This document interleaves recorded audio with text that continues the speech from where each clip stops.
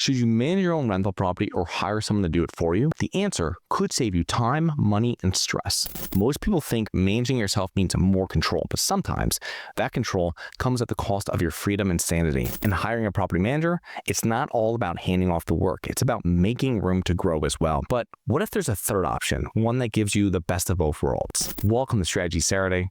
I'm Charles Crillo, and today we're discussing a big decision every real estate investor faces. Should you hire a property manager or self-manage your rentals? So let's get started. When you purchase a rental property, one of the first considerations is whether to self-manage the property or hire a third-party property manager. When I began, I self-managed my properties for the first 6 years, and then I moved out of state. So I was forced to hire a property manager or sell my properties. And I chose to hire a property manager, which was a great decision, as it freed me up to make more money and purchase additional properties. Now, to put everything into perspective, during these 6 years, I lived close to my properties, which were all within a half-mile radius of each other, making management very easy.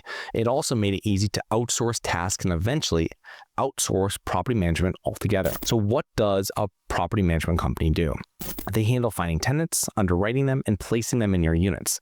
They handle all the maintenance requests and emergencies and coordinate with handymen and contractors to make the repairs. They regularly inspect your property, including units and common areas, and they handle rent collection, accounting, and bookkeeping, and they take action against tenants who fail to pay rent on time or follow the lease's terms and conditions. Additionally, when you hire a property manager, you tap into their expertise, network of contacts, and contractors, which you most likely would not have access to otherwise. And just that point alone is worth hiring a property manager. And to learn more about what property managers do and what they charge, listen to episodes SS27 and SS43. That's SS27 and SS43. So what are the advantages of self-managing a property? First off, you save money by not paying any property management fees. You can complete tasks yourself, confirming that everything is done to your individual standard. You can select tenants yourself, individually review and choose tenants, give your property more attention by ensuring units are turned and rented as quickly as possible, also ensuring that repairs are done promptly. Now, self-management allows investors to learn the real estate investing and landlording business from the inside. Reading books and listening to podcasts will not provide you with the same knowledge or experience as self-managing your own rental property. So what are some of the disadvantages of self-management?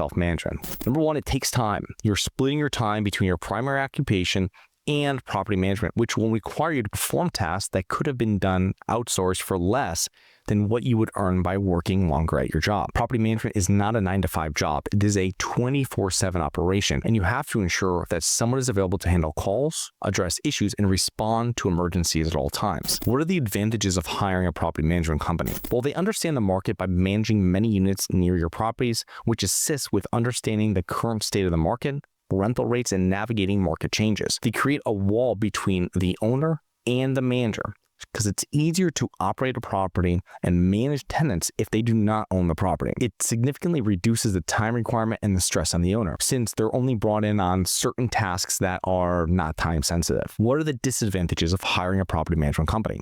Now, paying fees is one of the most significant downsides to hiring a property management company. You will typically pay a percentage of the gross rent to them in addition to fees for leasing, renewals, and other services. You have less control over the handyman and third-party contractors. This, for me, is my biggest issue with property managers, especially when their handymen are unable to perform tasks and they call to expensive third-party contractors. And I'll discuss this further in a minute, but it's just something that you have to look out for. The next part here is the hybrid approach to property management. So you don't have to do just one or the other. You can also self-manage or hire a property manager in a hybrid fashion. So not that the manager is going to cut their fees, but you can minimize the disadvantages of either route by adopting a hybrid approach. The hybrid approach when hiring a property manager, which is essentially a more hands-on asset management role, involves handling specific tasks while your manager oversees the day-to-day operations. For example, we handle most, if not all, of the marketing of our properties, and we have been involved in online marketing for years and have no issues getting potential tenants to our property managers. However,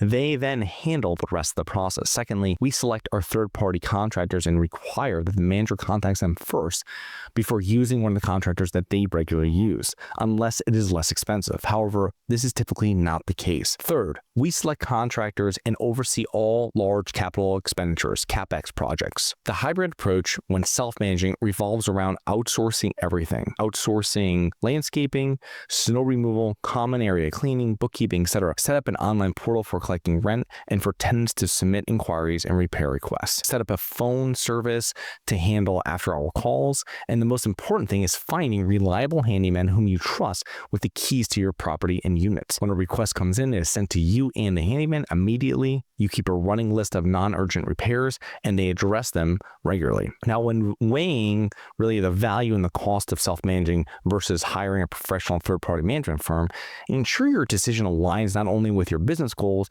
but also with your personal goals, and recognize that the decision is not one you need to live with forever. Maybe you self-manage for 2 or 3 years before handing it all off. Lastly, make sure to check out episode SS82 to learn how to hire the best property manager for your property. So I hope you enjoyed.